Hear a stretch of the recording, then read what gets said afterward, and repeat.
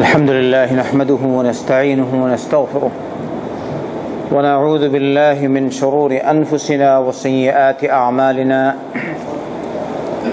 من يهده الله فلا مضل له ومن يضلل فلا هادي له وأشهد أن لا إله إلا الله وحده لا شريك له وأشهد أن محمدا عبده ورسوله أما بعد فإن خير الحديث كتاب الله وخير الهدي هدي محمد صلى الله عليه وسلم وشر الأمور محدثاتها وكل محدثة بدعة وكل بدعة ضلالة فأعوذ بالله من الشيطان الرجيم إن الذين آمنوا وعملوا الصالحات لهم جنات النعيم خالدين فيها وعد الله حقا وهو العزيز الحكيم خلق السماوات بغير عمد ترونها وألقى في الأرض رواسي أن تميد بكم وبث فيها من كل دابة وأنزلنا من السماء ماء فأنبتنا فيها من كل زوج كريم هذا خلق الله فأروني ماذا خلق الذين من دونه بل الظالمون في ضلال مبين ولقد آتينا لقمان الحكمة أن اشكر لله ومن يشكر فإنما يشكر لنفسه ومن كفر فإن الله غني حميد সূরা লুকমানের ৮ নম্বর আয়াত থেকে নিয়ে ১২ নম্বর আয়াত পর্যন্ত তিলাওয়াত করলাম। রব্বুল আলামিন বলছেন, ইন্নাল্লাযীনা আমানু ওয়া আমিলুস সালিহাত, নিশ্চয় যারা ঈমান এনেছে, নেক আমল করেছে, তাদের জন্য রয়েছে জান্নাতুন নাঈম, নিয়ামতের জান্নাত, ভোগ বিলাসের জান্নাত, আরাম আয়েশের জান্নাত, উপভোগের জান্নাত, জান্নাতুন নাঈম খালিদিনা ফিহা, তারা তাতে চিরকাল অবস্থান করবে। ওয়াদাল্লাহি হাক্কান, এটা হচ্ছে আল্লাহর সত্য ওয়াদা। ওয়া হুয়াল আজিজুল হাকিম, আল্লাহ হচ্ছেন আজিজ এবং হাকিম। আল্লাহ হচ্ছেন পরাক্রমশালী, আল্লাহ হচ্ছেন প্রজ্ঞাময়। খালাকাস সামাওয়াতি বিগাইরি আমাদিন তারাউনাহা, তিনি আকাশসমূহ সৃষ্টি করেছেন স্তম্ভ ছাড়া, খুঁটি ছাড়া, যেসব খুঁটি তোমরা দেখতে পাও। ওয়া আলকা ফিল আরদি রাওয়াসি, পৃথিবীতে রেখে দিলেন পাহাড়। আন তামিদা বিকুম, যেন জমি তোমাদেরকে নিয়ে নড়াচড়া না করে। ওয়া বাসসা ফিহা মিন কুল্লি দাব্বা, আর তাতে ছড়িয়ে দিলেন সব রকমের জন্তু। ওয়া আনজালনা মিনাস সামাই মাআন, আর আমি আকাশ থেকে বারি বর্ষণ করি পানি। ফাআমবাতনা ফিহা মিন কুল্লি যাওজিন কারীম, তারপর আমি সব রকমের উদ্ভিদ, কল্যাণকর উদ্ভিদ আমি তাতে উৎপন্ন করি এই পানির মাধ্যমে। হাযা খালকুল্লাহ, আল্লাহ বলছেন এই হচ্ছে আল্লাহর সৃষ্টি।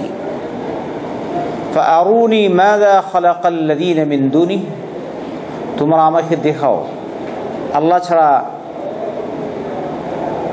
যেসব সৃষ্টি রয়েছে তারা কি করলো, দেখাও তো। বালিয যালিমুনা ফি দালালিম মুবিন, বলকে বরং জালিমরা স্পষ্ট পথভ্রষ্টতায় রয়েছে। ওয়ালাকাদ আতিনা লুকমানাল হিকমা, নিশ্চয় আমি লুকমানকে হিকমত দান করেছি। আনিশকুর লিল্লাহ, যে তোমরা শুকরিয়া জ্ঞাপন করো আল্লাহর, অথবা তুমি শুকরিয়া জ্ঞাপন করো আল্লাহর। ওয়ামান ইয়াশকুর ফাইন্নামা ইয়াশকুরু লিনাফসিহি, আর যে শুকরিয়া জ্ঞাপন করবে সে তো তার নিজের জন্যই শুকরিয়া জ্ঞাপন করলো। ওয়ামান কাফারা, আর যে কোন নাফরমানি করবে, ফাইন্নাল্লাহা গানিয়্যুন হামিদ, আল্লাহ হচ্ছেন গানি, বেনিয়াজ, অমুখাপেক্ষী, আর হামিদ, সর্বপ্রশংসিত। এই কয়েকটি আয়াতের তরজমা বললাম, এবারে হবে তাফসীর। ইন্নাল্লাযীনা আমানু ঈমান, আকীদার সাথে সম্পর্ক। যারা ঈমান আনলো, প্রথমেই হচ্ছে আকীদা। আকীদা ঠিক না করে আমল করলে কোনো ফায়দা নেই। এজন্যই মুহাম্মদ রাসূলুল্লাহ সাল্লাল্লাহু আলাইহি ওয়াসাল্লাম যেসব জায়গায় সাহাবাদেরকে পাঠিয়েছেন, সবাইকে প্রথমেই ঈমানের দাওয়াত দেওয়ার জন্য বলেছেন। আর সমস্ত আম্বিয়া কেরাম আলাইহিমুস সালাম ঈমান নিয়ে এসেছেন প্রথম। সবাই বলেছেন তোমরা বলো লা ইলাহা ইল্লাল্লাহ। আসল কাজ কোনটা? শুধু লা ইলাহা ইল্লাল্লাহ মুখ দিয়ে বলা, না মন থেকে লা ইলাহা ইল্লাল্লাহ বলা? আকীদা ঠিক করা, মৌলিক বিশ্বাস, ধর্ম বিশ্বাস ঠিক না হয়, যত আপনি আমল করবেন, সালাত, সিয়াম, কিয়াম, লোকজনকে হজ করাবেন, নিজে হজ করবেন, একটাও ঠিক না যদি আপনার আকীদা ঠিক না হয়। তাই রব্বুল আলামিন প্রথমেই ঈমানের কথা উল্লেখ করেন, ইন্নাল্লাযীনা আমানু, নিশ্চয় যারা ঈমান এনেছে।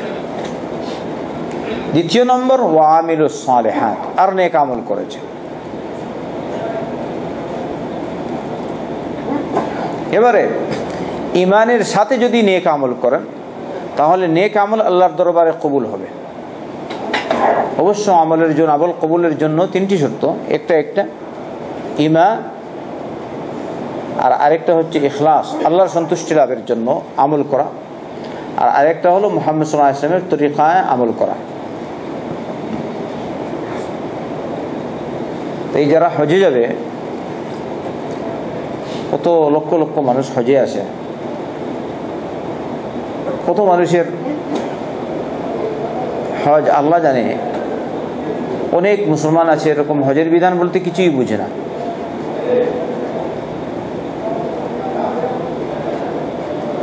সালাতও নাই। হয়তো কোনো কোনো মুসলমান এরকম থাকতে পারে, এরা হজে যায় বটে, কিন্তু হজে গিয়ে হয়তো সালাত পড়ে না।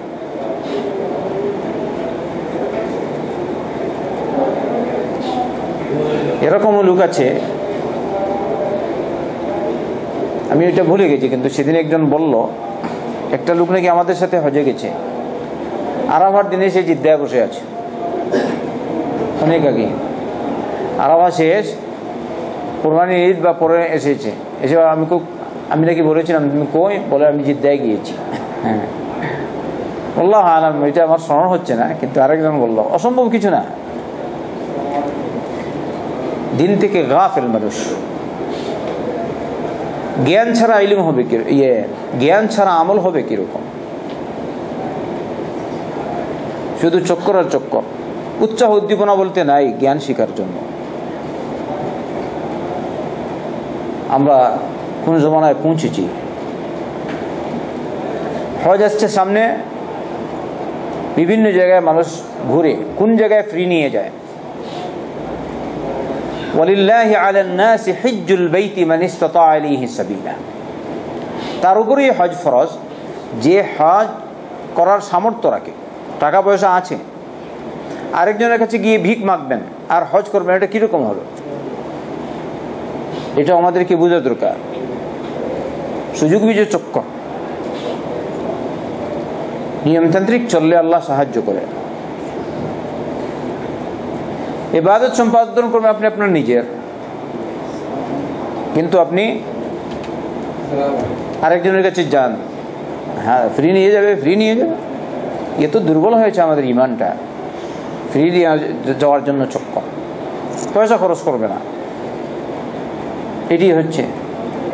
অথচ উচিত হলো প্রত্যেকে পয়সা নিজেরা জড়ো করবে, আপনার উপর আপনার তৌফিক নেই, আপনার উপর হজ ফরজ না। আপনার যদি যাকাত আপনার উপর না আসে তাহলে আপনি যাকাত দিবেন? অনেক মুসলমান আছে ধনবান হওয়ার সত্ত্বেও যাকাত দেয় না। এমনি হয়তো নামাজে 1 নম্বর, কিন্তু যাকাত আদায় করে না, কৃপণ। ওই রকম যারা সামর্থ্য থাকা সত্ত্বেও হজ করে না। অথবা এটাও বলা যায় সামর্থ্য আছে তবুও আরেকজনের কাছে ভিক মাগে, এটা কিরকম হয়? কথা ভালো করে বুঝার চেষ্টা করবেন। আল্লাহ বলেননি তোমার কাছে পয়সা নাই তুমি বের হয়ে যাও, অথবা তোমার কাছে পয়সা নাই তুমি আরেকজনের কাছে ভিক মাগো আর হজে যাও। এটা রব্বুল আলামিন বলছেন না। রব্বুল আলামিন বলছেন তৌফিক আছে হজে যাও, তৌফিক আছে। আর ইসলামের ভিত্তি 5টি আমরা সবাই জানি। প্রথম নম্বর ঈমান, শাহাদা আল্লা ইলাহা ইল্লাল্লাহ ওয়া আন্না মুহাম্মাদার রাসূলুল্লাহ। দ্বিতীয় নম্বর সালাত কায়েম করা। তৃতীয় নম্বর যাকাত। চতুর্থ নম্বর সিয়াম। পঞ্চম নম্বর হজ সম্পাদন করা। কিরকম বলেছেন? যদি সামর্থ্য থাকে। হজ্জুল বাইতি মান ইসতাতা আলাইহি সাবিলা, যে হজ করার সামর্থ্য রাখে তারপর হজ ফরজ, সবার উপর হজ ফরজ না। আপনি যদি মনে করেন আপনার উপর হজ ফরজ না, আপনি হজে যাবেন না, অসুবিধা নেই। কিন্তু মেঘে মেঘে যাওয়াটা এটা হয় না। তবে সেন্ট্রাল কর্তৃপক্ষ এখানে যারা আসে তারা মাগছে, আপনারা মাগছেন না। পার্থক্য হচ্ছে আরেকটা, ওরা মাগছে, ওরা আপনাকে সহযোগিতা করবে। আপনি সেন্টারে আসছেন ধরছে, আল্লাহ তৌফিক দিয়েছে, তারা আপনাদেরকে নিয়ে যাচ্ছে। আপনার মাগা হলো না, মাগা হয়েছে। কিন্তু অমুক জায়গায় হ্যাঁ দা অমুকে নিয়ে যাচ্ছে, আমাকে নিয়ে যাবেন না, এরকম এরকম এরকম। আসলে মানুষ যদি চিন্তা করে তাহলে এটা কতটুকু বৈধ হবে নিজেই খেয়াল করুক। দা মা ইয়ারিবুকা ইলা মা লা ইয়ারিবুক, নবী করিম সাল্লাল্লাহু আলাইহি ওয়াসাল্লাম বলেছেন। তাতে সন্দেহ পোষণ হয় তা পরিত্যাগ করো, সন্দেহ যাতে জাগে তা থেকে দূরে থাকো। আল্লাহর ওলি কাকে বলে? আরেকজনের কাছে গিয়ে মাগা। আবার যদি সামর্থ্য থাকে আর মাগে তাহলে এটা কিরকম হয়? একমাত্র ইলম এর প্রচারের উদ্দেশ্য বলছি, আর নয় কিতমানুল ইলম হয়ে যাবে। মেঘে মেঘে যাওয়া এটা উচিত না। এই জন্য বুখারীতে আছে রিওয়ায়াত, আব্দুল্লাহ বিন আব্বাস রাদিয়াল্লাহু আনহু বলেছেন, ইয়ামান থেকে কিছু মানুষ আসতো হাত পা গুটিয়ে, পয়সার প্রয়োজন নেই, আসলো মক্কায় হজ আদায় করার জন্য, পয়সা নাই। আসলো যখন মক্কা, পয়সা নেই, তো এখন কি চলবে, কিরকম চলবে? এসে এখানে হাত পাততো, ঘর থেকে বেরিয়ে যেত, পয়সা নাই, চলে আসতো মক্কায়, এসে হাত পাততো। আল্লাহ কি বললেন? আল্লাহ এদের শানে নাজিল করলেন, আল হজ্জু আশহুরুম মা'লুমাত ফামান ফারাদা ফীহিন্নাল হজ্জ ফালা রাফাথা ওয়ালা ফুসুকা ওয়ালা জিদালা ফিল হজ্জ ওমা তাফআলু মিন খাইরিন ইয়া'লামুহুল্লাহ ওয়া তাযাওয়াদু ফাইন্না খায়রাজ যাদিত তাকওয়া ওয়া তাযাওয়াদু। প্রথমেই পথের সম্বলের ব্যবস্থা করো ঘর থেকে বের হওয়ার আগে, কারণ সর্বোত্তম পথের সম্বল হচ্ছে তাকওয়া, আরেকজনের কাছে হাত না পাতা। হজ করবেন জীবনে একবার ফরজ, কয়বার ফরজ হয় জীবনে বলেন তো? আপনি আরেকজনের কাছে হাত পাতালেন, কিরকম হয়?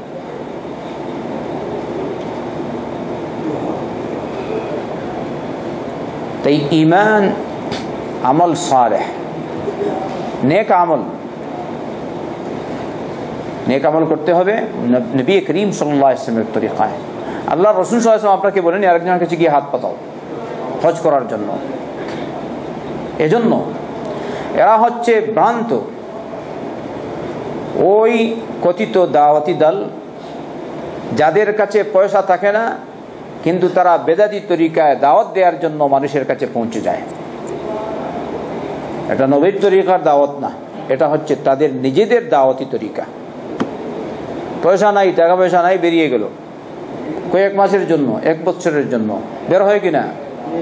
পয়সা নাই, বেরিয়ে যায়, বলে আল্লাহ যাদের উপর তাওয়াক্কুল, কিন্তু আসল তাওয়াক্কুল না, আরেকজনের উপর তাওয়াক্কুল। ওয়ামান ইয়াতাওয়াক্কাল আলাল্লাহ ফাহুয়া হাসবুহ। তাওয়াক্কুল, আল্লাহর উপর তাওয়াক্কুল কি রকম হবে? আপনাকে বের হতে হবে ঘর থেকে কামাই করার জন্য, তারপরে তাওয়াক্কুল। আপনি কামাই করার জন্য বের হলেন না, আপনি বললেন আল্লাহ জাতের উপর তাওয়াক্কুল, এটা তাওয়াক্কুল হলো? আল্লাহ রাসূল সাল্লাল্লাহু আলাইহি ওয়াসাল্লাম নিজে কামাই করেছেন, নিজে বকরি চড়াতেন, নিজে কাজ করেছেন। যত আম্বিয়া কেরাম আলাইহিমুস সালাম এসেছেন সবাই কাজ করেছেন। মা মিন নাবিয়্যিন ইল্লা রাআল গানাম আও কামা ক্বালা সাল্লাল্লাহু আলাইহি ওয়াসাল্লাম। যত নবী এসেছেন সবাই বকরি চড়াতেন। হালাল কামাই, লজ্জা নেই। হজ করবেন, কামাই করবেন, কষ্ট করবেন, লজ্জা নেই।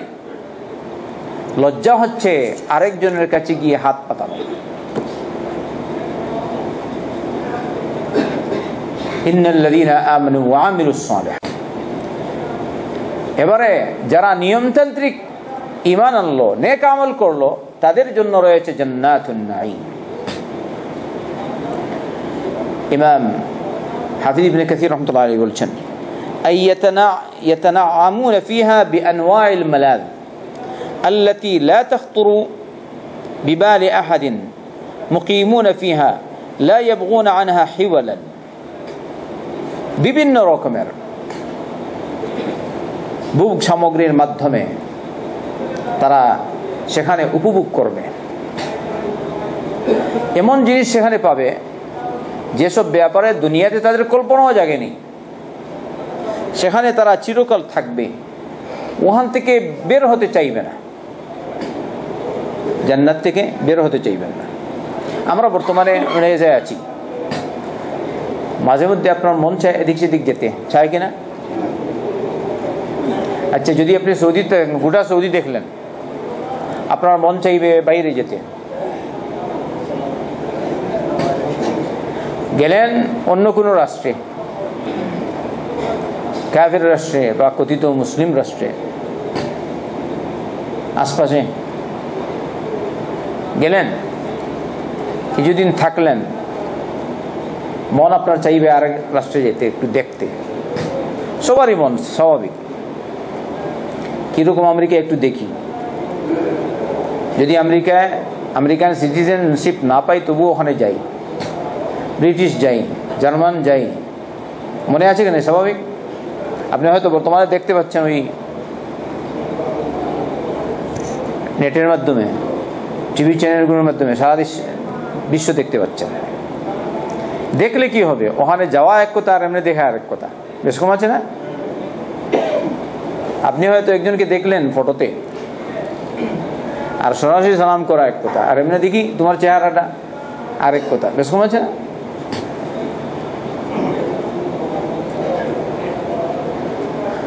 পৃথিবী, জান্নাতের তুলনায় পৃথিবীর কি অবস্থান? জান্নাতে যারা যাবে, সবচেয়ে সর্বনিম্ন স্তরের জান্নাতি যে, আল্লাহ রাসূল সাল্লাল্লাহু আলাইহি ওয়াসাল্লাম বলেছেন, যে লোকটি জাহান্নাম থেকে বের হয়ে সর্বশেষে জান্নাতে যাবে, রব্বুল আলামিন তাকে একদম শেষ পর্যায়ে বলবেন, তুমি মনে মনে কল্পনা করো তোমার জন্য কতটুকু জান্নাত, কি চাও। সে কল্পনা করবে, তারপরে বলা হবে তুমি যা চেয়েছো তা এবং আরো 10 গুণ তোমাকে দিয়ে দিলাম।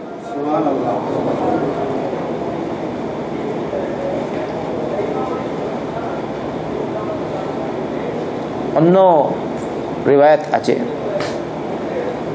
তোমার জন্য দুনিয়ার মতো 10 দুনিয়ার সমান একটি জান্নাত রয়েছে। সুবহানাল্লাহ। এই হলো জান্নাতুন নাঈম।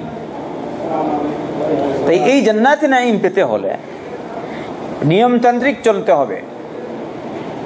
ইন্নাল্লাযীনা আমানু, ঈমান আকীদা প্রথম নম্বর, দ্বিতীয় নম্বর নেক আমল।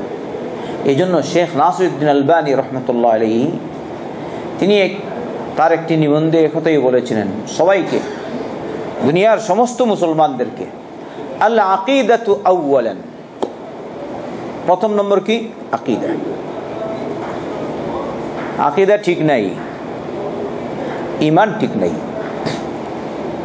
এই জন্য সূরাতুন নাহলে রব্বুল আলামিন বলেছেন, মান আমিলা সালিহান মিন যাকারিন আও উনসা ওয়া হুয়া মুমিন ফালানুহয়িয়ান্নাহু হায়াতান তাইয়্যিবাহ ওয়া লানাজজিয়ান্নাহুম আজরাহুম বিআহসানি মা কানু ইয়ামালুন। যে ব্যক্তি নেক আমল করবে, চাই সে নর হোক চাই নারী হোক, শর্ত কি? ওয়া হুয়া মুমিন, ঈমানের অবস্থায়। ফালানুহয়িয়ান্নাহু হায়াতান তাইয়্যিবাহ, আমি তাকে উত্তম জীবন দান করব, অর্থাৎ দুনিয়াতে উত্তম জীবন দিবেন রব্বুল আলামিন। যদি ঈমানের সাথে আপনি নেক আমল করেন, মান আমিলা সালিহান মিন যাকারিন আও উনসা ওয়া হুয়া মুমিন, ঈমান আছে নেক আমল করলেন, আকীদা ঠিক আছে নেক আমল করলেন, কিন্তু আপনার আকীদা বাবা শাহজালাল আমার কথা শুনে ঈমান ঠিক হলো? আপনার আকীদা আব্দুল কাদের জিলানী, বড় পীর মাহবুবে সুবহানী, আমি যেখানেই আছি সেখানেই আমাকে তরাইয়া নেবে। অথবা আপনার আকীদা বন্ডপীর দেওয়ানবাগী, অথবা এর চাচাতো ভাইয়েরা যারা আছে কথিত হক্কানি পীর, আপনার বিশ্বাস ওরা কাল কিয়ামতের দিন পীর ধরলেই আমাকে নিয়ে যাবে জান্নাতে, আকীদা এটা ঠিক হলো? হাদা শিরকি আকীদা। কোনো পীর ফকির দরবেশ নাই, রক্ষাকারী একমাত্র রব্বুল আলামিন। কে বলেন তো? একমাত্র। মান আমিলা সালিহান মিন যাকারিন আও উনসা ওয়া হুয়া মুমিন, ঈমান ঠিক থাকতে হবে। বিন্দুমাত্র আকীদায় গড়বড়, আপনার ঈমান ঠিক নেই, এই অবস্থায় আপনি আমল করেন, আমল আল্লাহর দরবারে কবুল হবে না। মান আমিলা সালিহান মিন যাকারিন আও উনসা ওয়া হুয়া মুমিনুন ফালানুহয়িয়ান্নাহু হায়াতান তাইয়্যিবা। শুধু আসলেন সেন্টারে আর আলোচনা শুনলেন, আবার চলে গেলেন বাংলাদেশে, গেলেন গিয়ে ওখানে বকরি পেশ করলেন বাবার দরবারে। আছে কিনা এরকম? সেন্টারে আসে কথা শুনে, আকীদা এখনো ঠিক হয়। বেয়াদবদের কথা বাদ দেন, কিছু লোক তো আছে বেয়াদব, কিছুই বুঝে না। আর কিছু লোক আছে এরকম আসছে সেন্টারে, আমলের পরিবর্তন নাই, নবীর তরিকায় আমল করে না সাল্লাল্লাহু আলাইহি ওয়াসাল্লাম। ঈমানি আকীদাও ঠিক নেই, ঈমানিয়াত ঠিক নেই, আকায়েদ ঠিক নেই, আমলও ঠিক নেই। সালাতটা ওই 20 বছর আগে যেরকম পড়েছিল, বাবার তরিকায় এখন পর্যন্ত সালাত পড়ে, নবীর তরিকায় সালাত পড়ে না সাল্লাল্লাহু আলাইহি ওয়াসাল্লাম। তাহলে আমরা যে বললাম এই আমল কবুল হওয়ার জন্য 3টি শর্ত, একটি হচ্ছে ঈমান, 2 নম্বর ইখলাস, 3 নম্বর কার তরিকায় হবে? মুহাম্মদ রাসূলুল্লাহ সাল্লাল্লাহু আলাইহি ওয়াসাল্লামের তরিকায়। কিন্তু আপনি নবীর তরিকায় ইবাদত করছেন না, সালাত পড়ছেন না, আপনি আপনার তরিকায় পড়ছেন, কথিত অমুকের তরিকায় পড়ছেন, নবীর তরিকায় পড়ছেন না সাল্লাল্লাহু আলাইহি ওয়াসাল্লাম। তাহলে আপনি কি মুহাম্মাদুর রাসূলুল্লাহ মানলেন?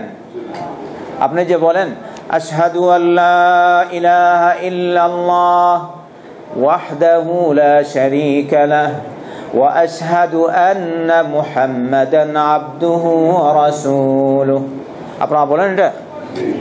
সবাই পারেন তো? আশহাদু আল্লা ইলাহা ইল্লাল্লাহ ওয়াহদাহু লা শারীকা লাহু ওয়া আশহাদু আন্না মুহাম্মাদান আবদুহু ওয়া রাসূলুহু। যদি আমল নবীর তরিকায় না হয় তাহলে তার মানে হচ্ছে আপনি যে সাক্ষ্য দিচ্ছেন, আমি সাক্ষ্য দিচ্ছি মুহাম্মদ সাল্লাল্লাহু আলাইহি ওয়াসাল্লাম আল্লাহর বান্দা এবং তার রাসূল, এই সাক্ষ্যবাণী দেয়া আপনার ঠিক হয়নি। যদি আপনি সাক্ষ্যবাণী যেটা দিলেন যদি নবী করিম সাল্লাল্লাহু আলাইহি ওয়াসাল্লামের তরিকায় আমল করেন, তাহলে বোঝা গেল আপনার সাক্ষ্যবাণী ঠিক আছে। খবরদার, এই জন্য বলছি গ্রুপিংয়ে যাবেন না।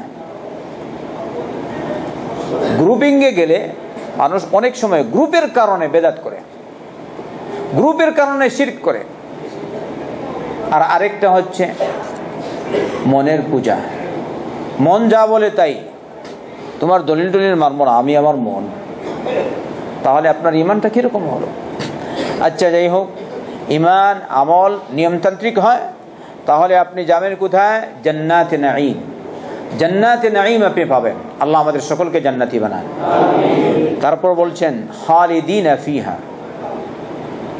যারা জান্নাতে যাবে, জান্নাত থেকে আর বের হবে না, চিরকাল জান্নাতে অবস্থান করবে। ওয়াদাল্লাহি হাক্কান, এটা আল্লাহর ওয়াদা, সত্য ওয়াদা। আল্লাহ ওয়াদা করে, সত্য করে, মিথ্যা করে না।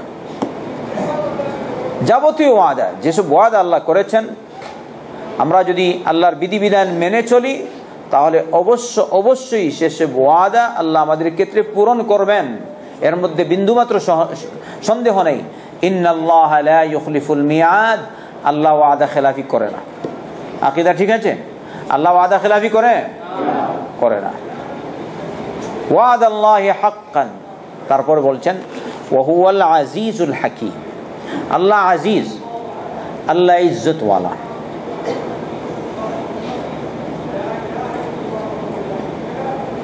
আল্লাহ আজিজ, পরাক্রমশালী। আল্লাহ হাকিম, হিকমতওয়ালা, প্রজ্ঞাময়। আল্লাহ যে আপনি যদি বলেন তার অর্থ আজিজ মানে পরাক্রমশালী, তাহলে হয়তো কেউ মনে করতে পারে আল্লাহ তো আজিজ পরাক্রমশালী, যাই করতে পারে, তাহলে জুলুমও করতে পারে, তাই না? তো আল্লাহ এর সাথে সাথে বলে দিলেন হাকিম, প্রজ্ঞাময়। আল্লাহ হিকমতকে সামনে রেখেই তিনি চলেন। যদিও তিনি পরাক্রমশালী, কিন্তু তিনি বিন্দুমাত্র কারো উপর জুলুম করেন না। সুবহানাহু ওয়া তাআলা। ওয়া মা রাব্বুকা বিযাল্লামিল লিল আবিদ। ইজ্জতের তিনটি অর্থ। একটা হচ্ছে ইজ্জতুল কদর, আরেকটা হচ্ছে ইজ্জতুল ইমতিনা, আরেকটা হচ্ছে ইজ্জতুল কাহর। ইজ্জতুল কদর, সম্মানের দিকে যে ইজ্জত, আমরা সহজভাবে যেটা মনে করি, তার কোনো নজির আল্লাহর মতো সম্মানী আর কেউ নাই সুবহানাহু ওয়া তাআলা। সব দিক দিয়ে আল্লাহ সম্মানিত, মর্যাদাশীল, ইজ্জতওয়ালা আল্লাহ। আরেকটা হচ্ছে ইজ্জতুল ইমতিনা, আত্মনির্ভরশীল, নিজেকে রক্ষা করতে পারেন এরকম শক্তিশালী আল্লাহ। আরেকজনের কাছে হাত পাতান না, কারো মুখাপেক্ষী না আল্লাহ। কি বলেন আপনারা? আল্লাহ কারো মুখাপেক্ষী? তাহলে আল্লাহ কারো মুখাপেক্ষী না, সৃষ্টি অন্যের মুখাপেক্ষী। প্রধানমন্ত্রী, প্রেসিডেন্ট, সেনাপতি, সেনাপ্রধান, যাই বলেন, আরেকজনের মুখাপেক্ষী আছে কিনা? যদি শান্তি বাহিনী বা প্রশাসন, সেনাবাহিনী, ওরা যদি না থাকে, প্রধানমন্ত্রী থাকবে 1 মিনিট, প্রেসিডেন্ট থাকবে 2 মিনিট, কি অবস্থা হবে? আল্লাহ কি এরকম? আল্লাহ জিবরিলের মুখাপেক্ষী না, আল্লাহ ইসরাফিলের মুখাপেক্ষী না, আল্লাহ মিকাইলের মুখাপেক্ষী না, আল্লাহ মালাকুল মউতের মুখাপেক্ষী না, আল্লাহ কোনো সৃষ্টির মুখাপেক্ষী না, আরশের মুখাপেক্ষী না, কুরসির মুখাপেক্ষী না, লৌহ কলমের মুখাপেক্ষী না, 7 আকাশ 7 জমিনের মুখাপেক্ষী না, মানুষের মুখাপেক্ষী না, মুহাম্মদ রাসূলুল্লাহ সাল্লাল্লাহু আলাইহি ওয়াসাল্লামের মুখাপেক্ষী না, কোন সৃষ্টির মুখাপেক্ষী আল্লাহ না। আল্লাহুস সামাদ। আল্লাহ কি? আল্লাহুল আজিজ। আল্লাহ কি বলেন? আজিজ, ইজ্জতুল ইমতিনা। এবারে কেউ যদি সৃষ্টির সাথে আল্লাহকে তুলনা দেয়, তাহলে এটা জায়েজ হবে? মানুষ বলে, বন্ডরা, পথভ্রষ্টরা বলে, আল্লাহ পর্যন্ত পৌঁছাতে হলে পীর ফকিরের দরকার, যেভাবে প্রধানমন্ত্রীর কাছে পৌঁছাতে হলে মিডিয়ার প্রয়োজন, মাধ্যমের প্রয়োজন, ওইভাবে আল্লাহর কাছে পৌঁছাতে হলে এইসব ভণ্ডদের প্রয়োজন। আপনারা কি, আপনাদের এই আকীদা? আপনি যখন আল্লাহকে ডাকবেন, আল্লাহ কোথায় আছেন? আরশে মুআল্লায়। আমাদের কথা আল্লাহ শুনছেন, আপনার ডাক আল্লাহ শুনছে। আপনার প্রধানমন্ত্রী দেয়ালের ওই সাইডে আছে, সে আপনার কথা শুনছে? এখান থেকে শুনছে সে? তাহলে আল্লাহর সাথে মানুষ কিরকম তুলনা দেয়? আপনার পীর, কথিত বন্ড পীর আর হক পীর, আপনি যেরকম বলেন, এইসব পীরের আপনার কথা শুনে? আমি এখানে বললাম অমুক বাবা অমুক বাবা, আমার কথা শুনছে?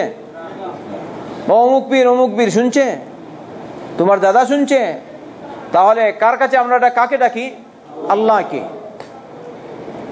উদউনি আস্তাজিব লাকুম। রব বলেছেন তোমরা আমার কাছে চাও, আমি তোমাদের দোয়া কবুল করব। আমার কাছে দোয়া করো, আমি তোমাদের দোয়া কবুল করব। উদউনি কি বলেন? আস্তাজিব লাকুম। আল্লাহ কি বলেছেন? অমুককে মাধ্যম বানিয়ে দোয়া করো বলেছেন? তাইলে মানুষ যে দোয়া করে আল্লাহ অমুকের উসিলায় আমার দোয়া কবুল করো, এটা কিরকম হয় আপনাদের বুঝে এসছে? আল্লাহকে ডাকবেন, আল্লাহ কি বলেছেন? উদউনি বিওয়াসিতাতি মুহাম্মদ সাল্লাল্লাহু আলাইহি ওয়াসাল্লাম বলেছেন। কি বলেছেন? উদউনি আস্তাজিব লাকুম। লাম ইয়াকুল উদউনি বিওয়াসিতাতি ফুলা পীর। হ্যাঁ, অমুক পীরের মাধ্যমে দোয়া কবুল করো বলেননি। উদউনি বিওয়াসিতাতিন নবী, বিদআ।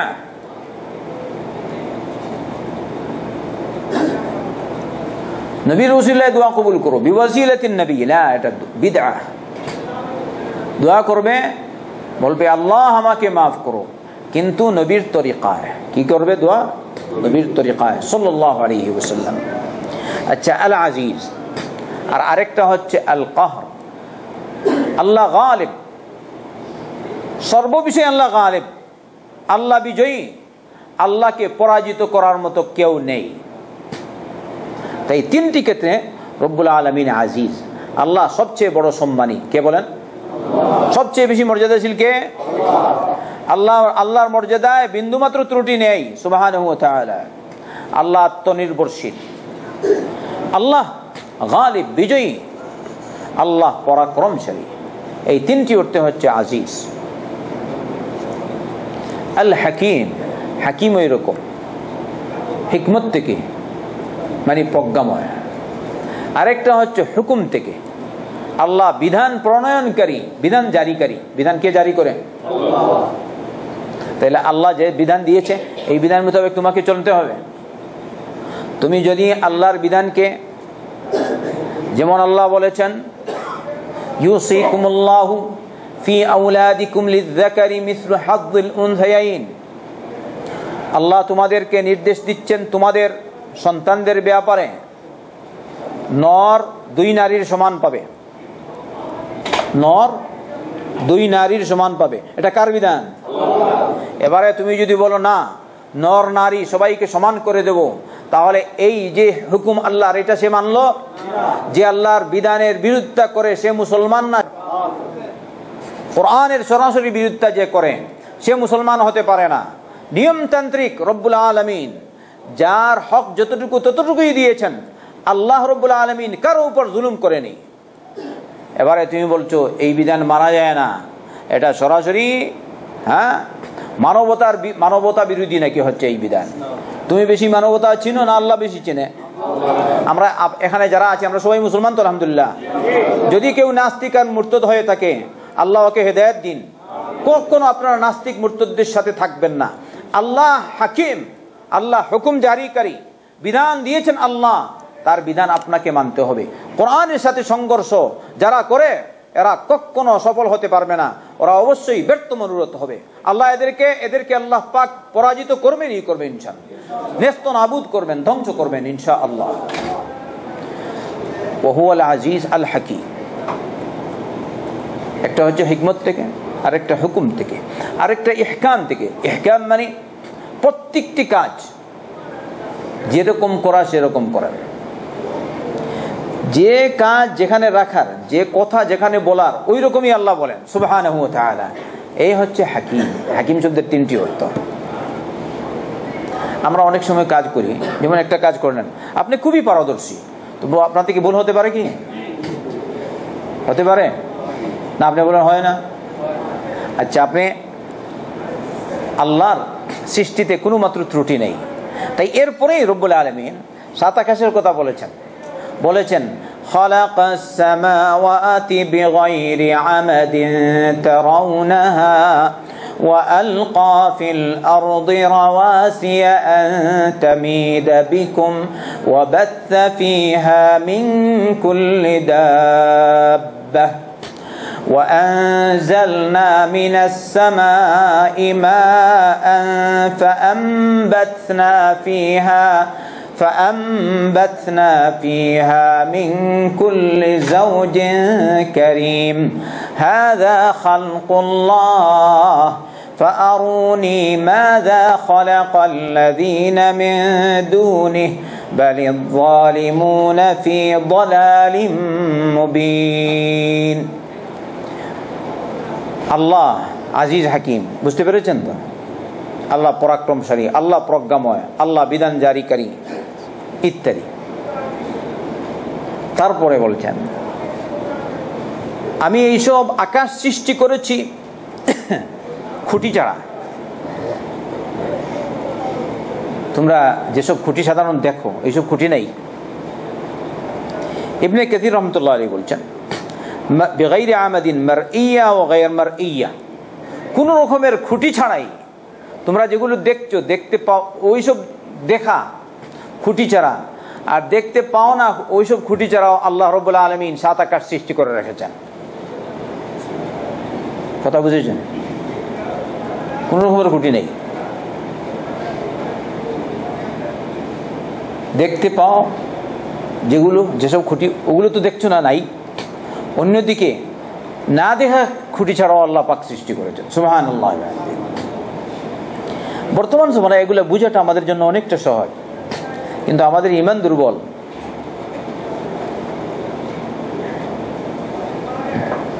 বিশাল বিশাল জাহাজ, 1000, 1200, আরো বেশি কম বেশ, হ্যাঁ, এক একটা জাহাজ আপনাকে উড়ে নিয়ে যায় কোথায়? বাংলাদেশ, আমেরিকা, লন্ডন, সৌদি আরব, বিভিন্ন জায়গায়।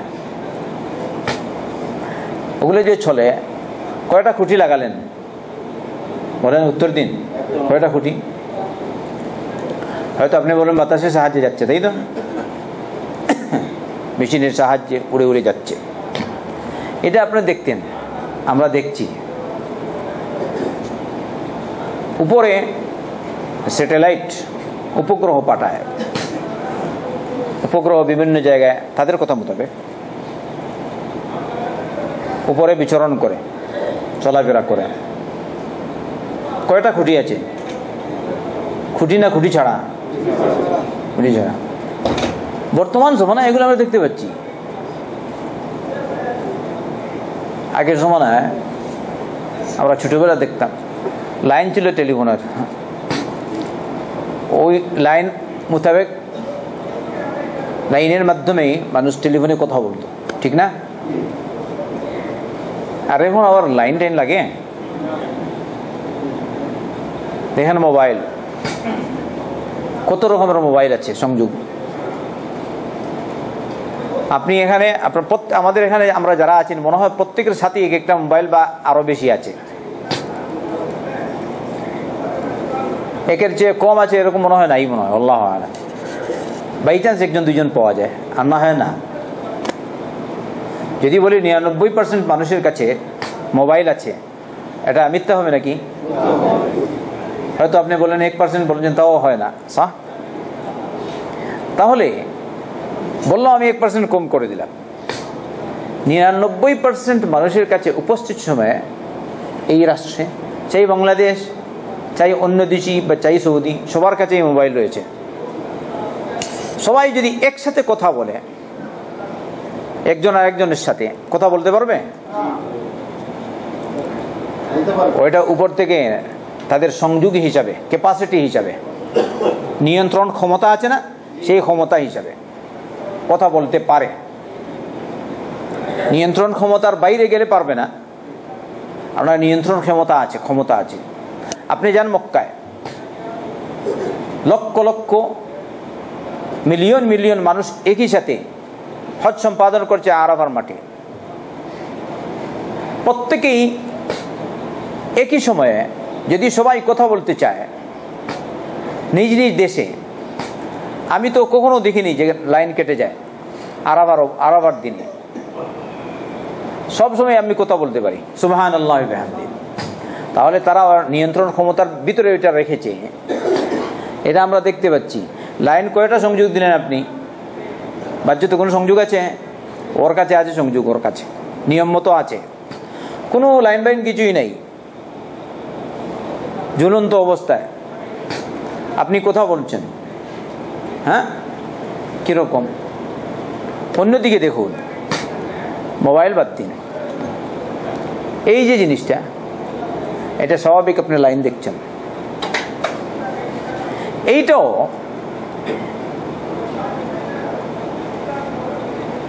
অনেক সময় আছে ওইটা লাইন ছাড়াই এমনি উড়ন্ত আছে কিনা? মাউথপিস এরকম নেই, লাইন বাইনের প্রয়োজন নেই, এমনি দূর থেকে কথা বলে, আপনারা জেনে দেখছেন। আচ্ছা, এগুলো আমরা দেখছি সচক্ষে, আর এইসব হচ্ছে মানুষের আবিষ্কার। এবার রব্বুল আলামিন যে 7 আকাশ এমনিতেই খুঁটি ছাড়া, এমনিতেই তিনি তার নির্দেশের অনুগত বানিয়ে রেখেছেন।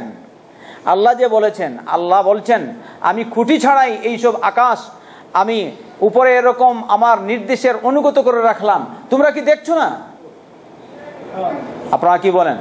আপনারা দেখছেন কয়টা খুঁটি আছে? তাহলে এসব কে সৃষ্টি করলো? খালাকাস সামাওয়াতি বিগাইরি আমাদিন তারাউনাহা। তারপরে গেল জমি। আপনি হয়তো বলবেন জমি তো একটাই আমরা দেখছি। আমরা বলবো তুমি জমি একটাই দেখছো, তোমার কথা ঠিকই আছে, কিন্তু তোমার সায়েন্স এখনো সে স্তরে পৌঁছায়নি যে স্তরে পৌঁছালে সে বুঝবে জমি সাত জমি রয়েছে স্তরে স্তরে। কয়টা জমি আছে? আকাশ কয়টা আছে? 7টা আছে। তুমি যেগুলো দেখছো গ্রহ নক্ষত্র, এইসব 7 আকাশে আর জমিনের ভিতরে, অথবা বাইরে থাকতে পারে। তোমরা যেগুলো বলছো অনেকটা আছে, তারা অনুমান করে বলছেন, বাস্তব নয়, অনুমান করে বলছেন। এটা হবে না। মানুষের জ্ঞানের নাগালের বাইরে অনেক কিছু রয়ে গেছে, বেশিরভাগ রয়ে গেছে। যদিও তুমি বলছো নতুন করে একটা গ্রহের আবিষ্কার করা হয়েছে, যে গ্রহটি দুনিয়ার চেয়ে 50,000 গুণ বেশি বা আরো বেশি। তুমি কিরকম বুঝলে জমিন থেকে এটা 50,000 গুণ বেশি বড়? মাপকাঠি কোথায়? মিজান কই? এইটা তো আমাদেরকে বোঝা দরকার। কিন্তু যাই হোক, তুমি সায়েন্টিস্ট, তুমি বলে দিয়েছ, কি করবো? আমরা তো কিছু বুঝি না। হ্যাঁ, তোমার কথা মোতাবেক ঠিক আছে, আমরা কিন্তু জানি না। আপনি এই জিনিসটা, এটা কি হলো? পানি। আপনি সচক্ষে দেখছেন এটা পানি। যদি এটার কালার একটু বেশ কম হয়, তাহলে আপনি দেখবেন এর ভিতরে কি আছে, দেখতে হবে। হয়তো অন্য কিছু আছে, পয়জন আছে, বিষ আছে, আমাকে মারার জন্য এটা দিয়েছে, খাবো না। আমরা ছোটো মোটো যেসব মানুষ, আলহামদুলিল্লাহ, ও নিয়ে আসে পানি, খেয়ে নেই। ও বলছে 1 গ্লাস নিয়ে যাও। আর বড় মেয়েরা কি করে? মুশকিল, ওদের কোনো শান্তি আছে? বড় মেয়েদের শান্তি নাই। বড় মেয়ে বুঝেন তো, আর কি বলবো, একটারও শান্তি নাই। শান্তি রয়েছে আমাদের যারা বড় মিয়া, সত্যিকারের অর্থে যারা বড় মিয়া ছিল আর আছে এই জমানায়, আল্লাহর জাতির উপর বিশ্বাস করে যারা চলে, তাদের শান্তি রয়েছে দুনিয়াতে এবং আখিরাতে। আর যারা এমনিতেই বড়, কিন্তু ঘরে গেলেও শান্তি নাই, বাইরে গেলেও শান্তি নাই, দেহরক্ষী ছাড়া চলতে পারে না, এদের কিরকম শান্তি? তার নিজের বিশ্বাস নাই নিজের বউয়ের উপর, তার নিজের বিশ্বাস নাই নিজের দেহরক্ষীর উপর। আর আমাদের বিশ্বাস সব সময় রব্বুল আলামিনের উপর। আমাদের রব্বুল আলামিন আমাদের হেফাজতকারী। বলি সুবহানাল্লাহ। কে আমাদের হেফাজতকারী? আল্লাহর সৃষ্টি। খালাকাস সামাওয়াতি বিগাইরি আমাদিন তারাউনাহা। আচ্ছা, এই আয়াতগুলি শেষ করে দিই, বেশি লম্বা করবো না। ওয়া আলকা ফিল আরদি রাওয়াসিয়া আন তামিদা বিকুম। এক একটা পাহাড় আপনি দেখলেন, আল্লাহ বলছেন রাওয়াসি, রাসিয়ার বহু বচন, মজবুত একটা কিছু। আহলুল ইলম তার ব্যাখ্যা করছেন, রাওয়াসি বলতে জিবাল, ওটা আল্লাহ গড়ে দিয়েছেন পৃথিবীতে। আল্লাহ বলছেন সূরাতুন নাবা, ওয়াল জিবালা আওতাদান, পাহাড়গুলিকে আমি পেরেক স্বরূপ বানিয়েছি। সুবহানাল্লাহ। পেরেক বুঝেন? লোহা বুঝেন? আলপিন বুঝেন? বাংলাদেশে বঙ্গভূমিতে নৌকা আছে, নৌকার একটা খাট আরেকটার খাট, এক তক্তা আরেকটার সাথে জয়েন করতে কি লাগে? পেরেক লাগে। দেখছেন, পেরেক একটা অংশ হচ্ছে একটু ছোট, আরেকটা লম্বা, ঠিক না ভাই? পেরেক আমি ছোটবেলা দেখে এমন তার দেখি না, আগে দেখতাম ওই নৌকার মিস্ত্রির ওরা কাজ করতো। আচ্ছা, একদিক যেমন এইটা আর আরেকটা হচ্ছে লম্বা, তাই না? সত্য না মিথ্যা? দেখেছেন পেরেক না দেখেননি? বাংলাদেশিরা যদি না দেখে তাহলে কে দেখবে? তবুও কিছু লোক থাকতে পারে, নাও দেখতে পারে। আচ্ছা, যাই হোক, পেরেক একটা হচ্ছে ছোট দিক, আরেকটা হচ্ছে লম্বা দিক। আমরা এই যে পাহাড় হচ্ছে পেরেক স্বরূপ। আল্লাহ জমিনের জন্য পেরেক বানিয়ে দিয়েছেন, গেড়ে দিয়েছেন। ওয়াল জিবালা আওতাদান ওয়া আলকা ফিল আরদি রাওয়াসি। এই যে পেরেক, ছোট দিক হচ্ছে জমিনের উপরে আর লম্বা দিক হচ্ছে জমিনের নিচে। সুবহানাল্লাহ। লম্বা দিক জমিনের নিচে, এটা বর্তমান বৈজ্ঞানিকরা বলছে। আমরা যেরকম দেখছি পাহাড় উপরে, এর চেয়ে দ্বিগুণ হচ্ছে মাটির নিচে। সুবহানাল্লাহ। তাহলে এটা পেরেক হলো? পেরেক কিনা? এটা কি লঙ্গর কিনা, অ্যাঙ্কর কিনা? ওয়া আলকা ফিল আরদি রাওয়াসি। কোন সৃষ্টি আছে এরকম করতে পারবে? তারপর বললেন আন তামিদা বিকুম, কেন করলাম এটা? যেন তো জমি তোমাদেরকে নিয়ে নড়াচড়া না করে। আল্লাহ রাসূল সাল্লাল্লাহু আলাইহি ওয়াসাল্লাম, এই কোরআন যখন নাজিল হলো আল্লাহ রাসূলের উপর সাল্লাল্লাহু আলাইহি ওয়াসাল্লাম, তখন বিজ্ঞান কি এতটুকু এগিয়ে গিয়েছিল? এখন তারা যাচাই করে বের করছে এরকম। পরে দেখে সুবহানাল্লাহ, হাদা, এই পাহাড় যে মাটির নিচে থেকে আরো বেশি আছে, তার জড় শিকড় এগুলো তো আগে মানুষ বুঝতোই না। 1400 বছর পূর্বে মুহাম্মদ সাল্লাল্লাহু আলাইহি ওয়াসাল্লাম এইসব তত্ত্ব যে নিয়ে এসেছেন, এটা কখনো তার নিজ পক্ষ থেকে আনেননি, এটা অবশ্যই রব্বুল আলামিন, আল্লাহ রব্বুল আলামিনের পক্ষ থেকে নিয়ে এসেছেন। ওয়া আলকা ফিল আরদি রাওয়াসিয়া আন তামিদা বিকুম। আমরা কোরআন পড়ি তো অনুধাবন করি। আফালা ইয়াতাদাব্বারুনাল কোরআন। রব বলেছেন, তোমরা কি কোরআনে অনুধাবন করো না, চিন্তা ভাবনা করো না? তো যদি কোরআনে চিন্তা ভাবনা করি তাহলে ঈমান তাজা হয়।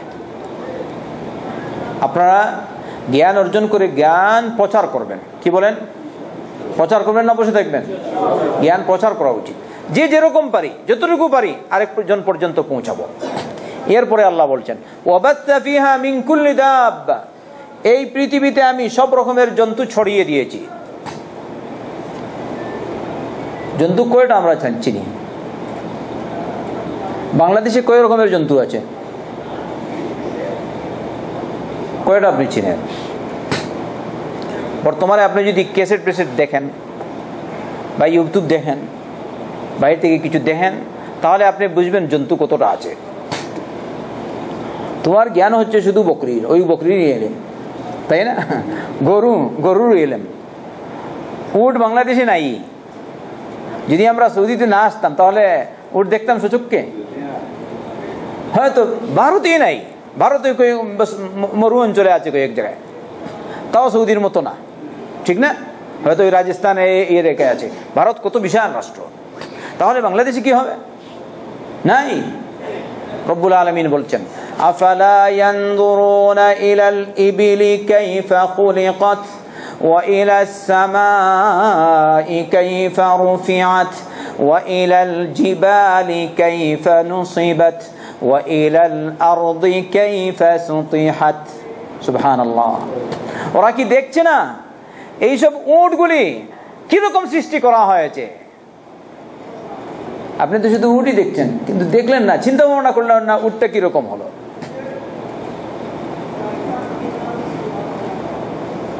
দেখেন, ওয়া ইলাস সামাই কাইফা রুফিআত। তোমরা একটু তাকাচ্ছ না, দেখছো না আকাশ, এই আকাশ সমূহ, আসমানগুলি কিরকম উঁচু করে রাখা হয়েছে। ছোটবেলা আমরা দেখতাম, মনে মনে ভাবতাম মনে হয় ওই গ্রামের পরে হয়তো আকাশ লেগে গেছে। কি করুন, আপনারা এরকম করতেন কিনা? না শুধু আমি একাই? বস সবাই বাচ্চা থাকতে ছোটবেলা এরকম সবাই করেছে। বলছে ওই গ্রামের পরেও আকাশ। কই আকাশ? সারা বিশ্ব প্রদক্ষিণ করো, কোন জায়গায় আকাশ? সুবহানাল্লাহ। কে রাখলো এটা? লা ইলাহা ইল্লাল্লাহ, ঈমান। আল্লাহু আকবার। ওয়া ইলাল জিবালি কাইফা নুসিবাত। পাহাড়গুলি দেখো, এইসব পাহাড় কিরকম খাড়া করা হয়েছে। আর এর আগে তার তত্ত্ব বললাম যে পাহাড়কে রব্বুল আলামিন পেরেক স্বরূপ বানিয়েছেন, তাই না? তাও বুঝতে পেরেছেন বৈজ্ঞানিকদের কথা কিছুটা। ওয়া ইলাল আরদি কাইফা সুতিহাত। এই জমি কি সুন্দর বিছানা স্বরূপ আল্লাহ বানিয়ে দিয়েছে। সুবহানাল্লাহ। যদি এই জমিকে আল্লাহ আমাদের অনুগত না করতেন তাহলে আমরা জমিনে চলাফেরা করতে পারতাম? আবার দেখো এই বিশাল একটা জন্তু, দেখি উট, যদি আল্লাহ এটা আমাদের অনুগত না করে দিতেন তাহলে আমরা উট খেতে পারতাম? উট চড়ে মানুষ, উট চড়ে এখনো পর্যন্ত বিভিন্ন জায়গায় যাওয়া আসা করে। আমরা কতটুকু জানি? বাংলাদেশের বিভিন্ন জায়গায় এখনো গরুর গাড়ি চলে, উটের গাড়ি, ঘোড়া গাড়ি চলে, আছে কিনা? সব জায়গায় নাই, গাড়ির যাতায়াত পথ নাই, গরুর গাড়ি চলে, ঘোড়ার গাড়ি চলে। এরকম উটের গাড়ি বিভিন্ন জায়গায় এখনো আছে, কয়টা সম্পর্কে আমরা জানি। ওয়াবাসসা ফিহা মিন কুল্লি দাব্বা। আর কি করলেন? ওয়া আনজালনা মিনাস সামাই মাআন ফাআমবাতনা ফিহা মিন কুল্লি যাওজিন কারীম। আকাশ থেকে আমি পানি বর্ষণ করি। সুবহানাল্লাহ। সমস্ত সৃষ্টি মিলে যেরকম বৃষ্টিপাত হয় ওই রকম বৃষ্টি দিতে পারবে? আমেরিকা দিতে পেরেছে? সৌদি আরব দিতে পারবে? কোটি কোটি, আর কত টাকা পয়সার মালিক, স্বর্ণের খনির মালিক, পেট্রোলের মালিক, এই সেই মালিক, পয়সা কোনো মানে হয়তো বলবে কোনো অন্ত নাই, সীমা নাই। বৃষ্টি দিতে পারবে? বৃষ্টি কে দেয়? আল্লাহ। ওয়া আনজালনা মিনাস সামাই মাআন। আচ্ছা, এই বৃষ্টি দিয়ে কি করেন? ফাআমবাতনা ফিহা মিন কুল্লি যাওজিন কারীম। সব রকমের উদ্ভিদ, কল্যাণকর উদ্ভিদ, উত্তম উদ্ভিদ আমি উৎপন্ন করি। আপনি বীজ রোপণ করলেন, বীজ নিয়মতান্ত্রিক যেরকম করেন, আল্লাহ বলল আমি আর এইবার বৃষ্টি দেব, কিন্তু বীজ উৎপন্ন করব না। আপনি পারবেন? এই বীজ থেকে কিছু উৎপন্ন হবে? উদ্ভিদ উৎপন্ন করব না, আল্লাহ বলে উদ্ভিদ উৎপন্ন করব না। আপনি পারবেন? আপনি বলবেন কি না আল্লাহর মোকাবেলা করব, করতে পারে? ওই যে একটা শব্দ আছে, বাংলাদেশের প্রধানমন্ত্রী ছোট মিয়া বড় মিয়া সবাই বলে আদা ওই সাইক্লোন আসছে, আমরা আমাদের জলবাহিনী, স্থলবাহিনী, পুলিশ বাহিনী যা আছে সবাই তার মোকাবেলার জন্য প্রস্তুত রয়েছে। সবাই বলি নাউযুবিল্লাহ। একটু জোরে বলুন। তারা কি প্রস্তুত করুন? প্রস্তুত রয়েছে। সেনাবাহিনী প্রস্তুত সাইক্লোনের বিরুদ্ধে মোকাবেলা। মোকাবেলা চিনেন সবাই? এখানে বাংলাতে না, সব বাংলাদেশ। আচ্ছা, মোকাবেলা কিরকম করে? কে সে মোকাবেলা করে? এই শব্দটা আর কিছু পায়নি, অন্য একটা শব্দ ব্যবহার করতো। আমরা যতটুকু পারি একজন আরেকজন সহযোগিতা করার চেষ্টা করি ইত্যাদি। মোকাবেলা কেন বলে? জাহিলের জাহিল। 1 মিনিটের ভিতরে জলোচ্ছ্বাস হয়ে কিনা হয়ে যায়। আল্লাহ আপাতত ঢিল দিচ্ছেন।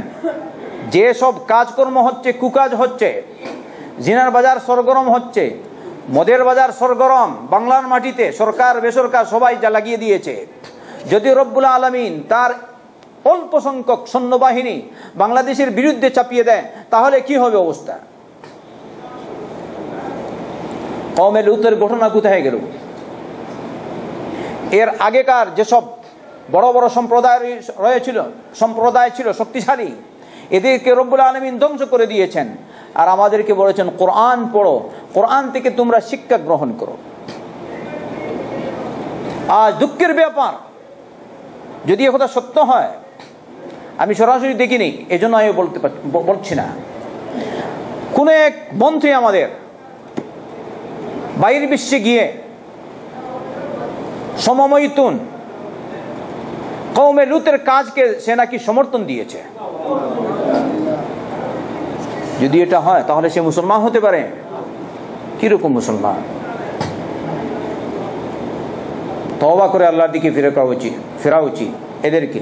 যদি এটা সত্য হয়, আমি জানি না, যদি সত্য হয় তুমি ফিরে আসো, আর যদি মিথ্যা হয় তাহলে মিথ্যা অপপ্রচার জায়েজ না।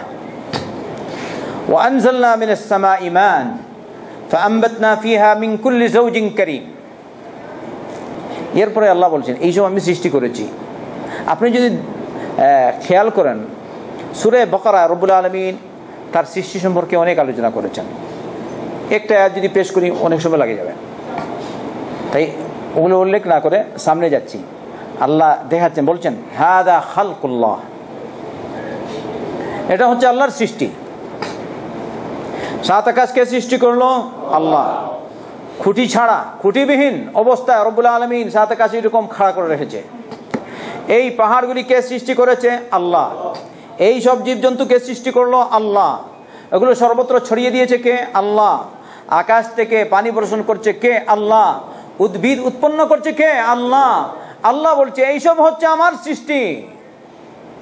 অতএব তোমরা আমি ছাড়া, আল্লাহ বলছেন তোমরা আল্লাহ ছাড়া যাদের পূজা করছো এরা কি সৃষ্টি করলো একটু দেখাও। কি সৃষ্টি করেছে বলছো না? সৃষ্টি করেছে? ফাআরুনি মাযা খালাকাল্লাযীনা মিন দুনি। তাহলে যারা কিছু সৃষ্টি করতে পারে না, যারা কিছু করতে পারে না, এদের তোমরা পূজা কিরকম করো? অতএব আল্লাহ ছাড়া কারো ইবাদত করা জায়েজ না, হারাম। মুসলমানের জন্য মন্দিরে যাওয়া জায়েজ না, হারাম।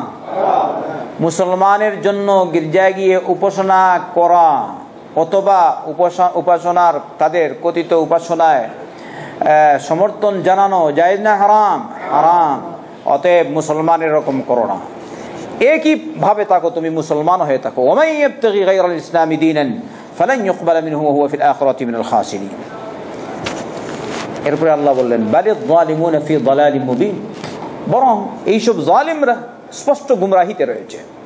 ওরা তাদের সামনে যুক্তি পেশ করা হচ্ছে, হক পেশ করা হচ্ছে, বুঝছে তবুও বুঝছে না। এখানে মাঝে মধ্যে একটা দুইটা বেদাতি আছে, আল্লাহ এদেরকে হেদায়েত দিন। অনেক দলিল পেশ করলেন, কিন্তু পরে একটা প্রশ্ন এরকম করে, বুঝে এগুলো কিছুই বুঝিনি। আছে কিনা দুই একটা এখানে? আর কতদিন, কোন দিন তুমি বুঝবে? মউত আসার পরে বুঝবে? নবী বলেছেন কুল্লু বিদআতিন দালালা ওয়া কুল্লু দালালাতিন ফিন্নার। প্রত্যেক বিদআত গুমরাহি, আর প্রত্যেক গুমরাহির ঠিকানা জাহান্নাম। তুমি হে বিদআতি হেদায়েত পেয়ে হকের পথে চলে এসো। আর কতদিন থাকবে গুমরাহি? বলবে এখনো বুঝে আসেনি। কোন দিন বুঝে আসে? আমরা অত বেদাতি ছিলাম, আলহামদুলিল্লাহ রব্বুল আলামিন আমাদেরকে বুঝ দিয়েছে। বলি সবাই আলহামদুলিল্লাহ। আর যারা এখনো বেদাত ছাড়েনি, তোমরা আলহামদুলিল্লাহ বলবে না। যদি কেউ এরকম থাকে তাহলে তোমরা বলবে আল্লাহ তুমি আমাদেরকে হেদায়েত দাও। আর আমরা যারা হেদায়েত পেয়েছি আমরা কি বলবো? আলহামদুলিল্লাহ। তবে আমি আশা রাখি এখানে আজকে যারা উপস্থিত রয়েছেন কেউ গুমরাহ দলে থাকবেন না। কি বলেন? কেউ থাকবেন গুমরাহ দলে? যারা গুমরাহ দলে থাকবেন না তারা একবার হাত তোলেন। কেউ গুমরাহ দলে থাকবেন না? মাশাআল্লাহ, আল্লাহ তুমি কবুল করো। এরপরে ওই যে আমরা শুনি লুকমান আলাইহিস সালাম এই লোকমানের কথা। শুধু লোকমানের ব্যাপার, লোকমানকে ইবনে কাসির রহমাতুল্লাহ কি পেশ করেছেন ওই কথা পেশ করে এখন দর্শ শেষ হয়ে যাবে, সামনে নয়। এগুলো হয়তো আপনারা আগে শুনেননি, একটু খেয়াল করুন। ওয়ালাকাদ আতাইনা লুকমান আল হিকমা, আমি লুকমানকে হিকমত দান করেছি, জ্ঞান। আনিশকুর লিল্লাহ, জ্ঞান দান করলাম। জ্ঞান পেয়ে তুমি কি করবে? আল্লাহর শুকরিয়া আদায় করবে। লা ইলাহা ইল্লাল্লাহ, জ্ঞান পেয়ে আল্লাহর শুকরিয়া, আল্লাহর পক্ষ থেকে নিয়ামত পেয়ে আল্লাহর শুকরিয়া। খাবার খেয়ে আল্লাহর শুকুর আদায় করো, কাপড় পরিধান করে আল্লাহর শুকুর আদায় করো, টাকা পয়সা পেয়েছো আল্লাহর শুকুর আদায় করো। আনিশকুর লিল্লাহ, ঠিক না? ওয়ালাকাদ আতাইনা লুকমান আল হিকমা আনিশকুর লিল্লাহ ওয়া মান ইয়াশকুর ফাইন্নামা ইয়াশকুরু লিনাফসিহি, যে শুকরিয়া আদায় করবে সে তার নিজের জন্যই করলো। আল্লাহর কতটুকু ফায়দা হবে? আপনি আল্লাহ শুকরিয়া আদায় করলেন, আল্লাহর কি কিছু ফায়দা হবে? কি ফায়দা? সুবহানাল্লাহ। আল্লাহ খিদমত থেকে বেনিয়াজ কি করবে? আল্লাহকে 1 রিয়াল দিবে, 10 রিয়াল, 10,000, 1 লাখ কি দিবে? ওমান ইয়াশকুর ফাইন্নামা ইয়াশকুরু লিনাফসিহি ওয়া মান কাফারা ফাইন্নাল্লাহা গানিয়্যুন হামিদ। যে আল্লাহর শুকরিয়া আদায় করবে না তাকে জেনে রাখা উচিত আল্লাহ হচ্ছেন গানি, আল্লাহ স্বনির্ভর, আল্লাহ আত্মনির্ভরশীল, আল্লাহ সব কিছু থেকে অমুখাপেক্ষী, হামিদ সুপ্রশংসিত, সর্বপ্রশংসিত রব্বুল আলামিন। এবার এই যে লুকমান কে ছিলেন? ইবনে কাসির রাহমাতুল্লাহ আলাইহি বলছেন ইখতালাফা আস-সালাফু ফি লুকমান, সালাফে সালেহিন পূর্ববর্তী বিদ্বানগণ লুকমান সম্পর্কে মতবিরোধ করেছেন। হাল কানা নবিয়ান আও আবদান সালিহান মিন গায়রি নবুওয়াতিন, তিনি কি নবী ছিলেন কিংবা আল্লাহর কোন নেক বান্দা ছিলেন? দুই রকম উক্তি, কিন্তু বেশিরভাগ মুফাসসিরিন উলামা বলছেন তিনি আল্লাহর নবী ছিলেন না, তিনি আল্লাহর এক নেক বান্দা ছিলেন। সুবহানাল্লাহ, আল্লাহর এক নেক বান্দা ছিলেন, তিনি নবী ছিলেন না। এবারে তার কিছু পরিচয়। ওয়ান ইবনে আব্বাস আন্নাহু কানা আবদান হাবশিয়ান নাজ্জারান, তিনি একজন হাবশি গোলাম ছিলেন, নাজ্জার ছিলেন, কাঠ মিস্ত্রি ছিলেন। তাহলে কাজ করতেন কিনা? নাজ্জার ছিলেন তো আপনারা? নাজ্জার মানে কি? আব্দ মানে গোলাম, কিন্তু রব্বুল আলামিন তাকে জ্ঞান দান করেছেন। এজন্য কাউকে তুচ্ছ ভাবতে নাই, তুচ্ছ ভাবতে নাই। আল্লাহ আপনাকে একটু জ্ঞান দান করে, যেমন হ্যাঁ মমতা কি তোমার কিছুই নেই, তোমাকে আল্লাহ জ্ঞান দান করেছে। আল্লাহ যদি তোমার থেকে ছিনিয়ে নিয়ে থাকবে তাহলে বড়াই কিসের? কোনো বড়াই নেই, বড়াই একমাত্র আল্লাহ। ওয়ালাহুল কিবরিয়াউ ফিস সামাওয়াতি ওয়াল আরদি ওয়া হুয়াল আজিজুল হাকীম, বড়ত্ব একমাত্র রব্বুল আলামিনের, আকাশে জমিনে।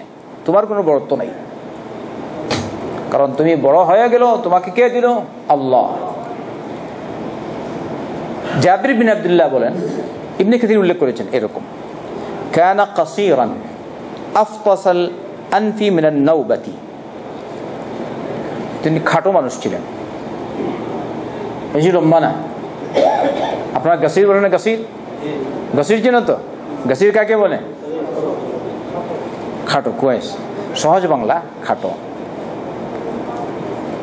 আর কেউ যদি বামন বলে তাহলে তো আমরা খাটোই বলি। হ্যাঁ, আফতাসাল আনফি মিনান নাওবাতি মানে বিশেষ কারণে তার নাক চেপটা হয়ে গেছে। নাক চেপটা হলে কিরকম লাগে দেখতে? সুন্দর লাগে? সুবহানাল্লাহ, জ্ঞান পেয়েছেন রব্বুল আলামিনের পক্ষ থেকে। সাঈদ ইবনুল মুসাইয়্যিব বলছেন লুকমান সুদান মিশর লোক ছিলেন, সুদানের।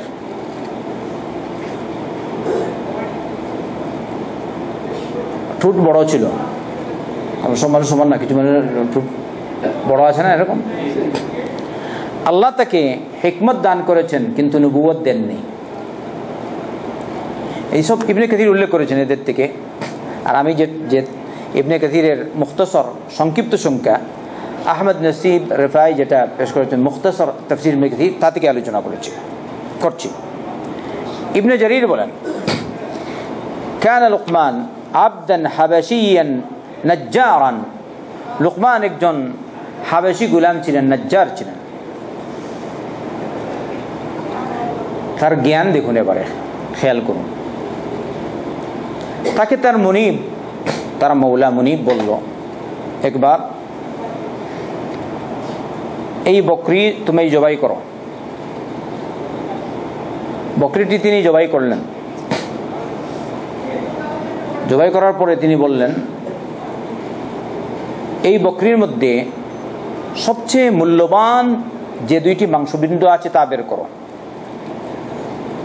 সবচেয়ে মূল্যবান যে দুইটি মাংসবিন্দু তা বের করো। তখন তিনি বের করলেন জিহ্বা আর হার্ট, অন্তর। জিহ্বা আর কি? কলব, লিসান ও কলব। আপনারা কি বলেন, সত্য না মিথ্যা? এটা আপনাদের বুঝে আছে, কিন্তু যদি জ্ঞান না থাকতো কি বললেন না বুঝি, অথবা আমি যদি প্রশ্ন করতাম তাহলে হয়তো কেউ এদিক সেদিক করতো। কিন্তু এখন বলার কারণে আপনি বুঝতে পারছেন, হ্যাঁ সহ, ঠিক না? একটা কি জিহ্বা আর একটা কলব, মন, অন্তর, হার্ট। তারপরে কিছুদিন গেল, তারপরে আবার বললেন এই বকরিটি তুমি জবাই করো। তিনি জবাই করলেন। তখন তাকে বললেন, মানুষের মধ্যে দেহে যে দুটি মাংসপিণ্ড সবচেয়ে খারাপ, এই দুইটি মাংসপিণ্ড তুমি বের করো,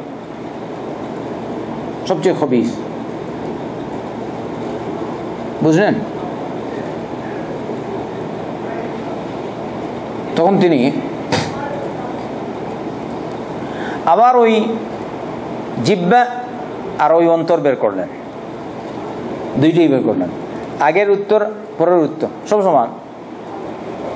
সবচেয়ে উত্তম গুণটা, সবচেয়ে ভালো গুণটা জিহ্বা আর অন্তর, আর সবচেয়ে খারাপ গুণটা এই জিহ্বা আর অন্তর। সুবহানাল্লাহ, এই জিহ্বা আর অন্তর।